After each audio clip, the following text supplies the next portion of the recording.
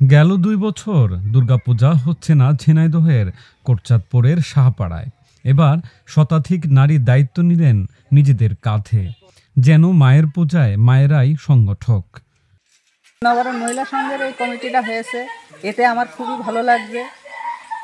মহিলারা উৎসাহিত হয়ে যে দুর্গাপুজো করছে, এটা সচরাচর খুবই কম মানুষই করে এবং আমাদের আগামী দিনে আশা আছে যে আমরা আরও উন্নত করব এবং পুজো ভালোভাবে যাতে সাফল্য করতে পারি সেই চেষ্টাই করব।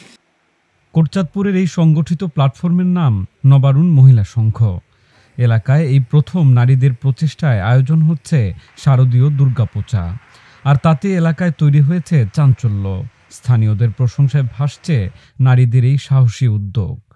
প্রধান উদ্যোক্তা নারী, অর্থাৎ সভাপতি সেক্রেটারি দুটোই নারী। তা আমাদের কোটচাঁদপুরে যে পূজাটা হচ্ছে, বিগত সময় আমরা দেখিনি যে নারীরাই প্রধান উদ্যোক্তা, সভাপতি সেক্রেটারি। তাহলে এখানে তারা যে উদ্যোগী হয়ে পুজোটা করছে, এজন্য তাদেরকে আমি অসংখ্য ধন্যবাদ জানাই।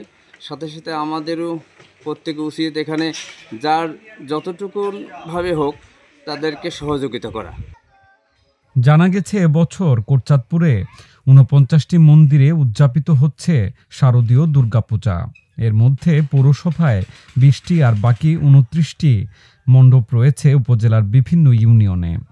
এসব মণ্ডপের মধ্যে ৪৮টির সভাপতি সম্পাদক হয়েছেন পুরুষেরা। শুধুমাত্র একটি মণ্ডপের সভাপতি সাধারণ সম্পাদক নারী। সামনের দিনে এমন প্রচেষ্টা অব্যাহত রাখার প্রত্যয় সংগঠনের সভাপতি বেবি রানী সাহার। সবাই মিলে মহিলারা এক জায়গায় হয়ে আমরা একটা উদ্যোগ নিয়েছি যে আমরা এখানে পুজো করব। তখন সবাই পাড়ার মেয়ে ছেলে মিলে দেখা যাচ্ছে পুজো, বাইরে পুজো হলে খুব আনন্দ পায়, বাড়ির মধ্যে যেতে চায় না। তখন ওরা বলে যে আমরা এখানে যদি পুজো হয় আমার বাচ্চা কাচ্চাগুলো এখানে থাকতে পারে, আমরা যখন তখন দেখতে পারি। তো আমি সবাই মিলে আমরা এক জায়গায় পুজো করি। তো মহিলারা সব উদ্যোগ নিয়ে আমরা এক জায়গায় হয়ে সব সবাই লিস্ট করে সবাইকে সম্মতি নিয়ে তখন আমরা এইখানে পুজোর চিন্তা ভাবনা করি। সামনের দিন আমরা মহিলারা যদি চালিয়ে যেতে পারি এইভাবে যে সবাই উদ্যোগ থাকে, তাহলে পরে আমাদের সমস্যা হবে না। এদিকে শারদীয় দুর্গাপূজা উপলক্ষে বাড়তি নিরাপত্তার প্রস্তুতি নিয়েছে কোটচাঁদপুর মডেল থানা। থানার অফিসার ইনচার্জ কবির হোসেন মাতব্বরের প্রত্যাশা, আনন্দঘন পরিবেশে শেষ হবে এবারের পূজা।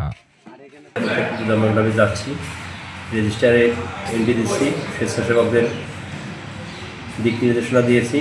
মন্দির কমিটির স্বেচ্ছাসেবক সহ শুভার্থীরা থাকবেন। সবাই মিলে একটা আনন্দঘন পরিবেশে এই বছরের শারদীয় দুর্গোৎসব পালিত হবে বলে আশা করছি।